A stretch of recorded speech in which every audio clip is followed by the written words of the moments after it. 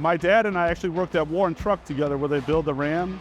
When he first got hired, he would point all the cars out to me, and I began to do the same thing. I would have been 10. Growing up, I always wanted to work for Chrysler. It's always been a dream of mine. Every day is different for me. I'm a spot welder helping run assembly lines, and working as a throughput specialist, I can help the department improve their efficiency and help be more profitable as a plant. Over the course of 12 years, I've probably run every job in the assembly department. In 2017, I was awarded a Leader of Leaders award by our head of manufacturing. We had a new area that I was helping launch. During those activities, I got a lot accomplished, and the plant manager saw those activities and accomplishments.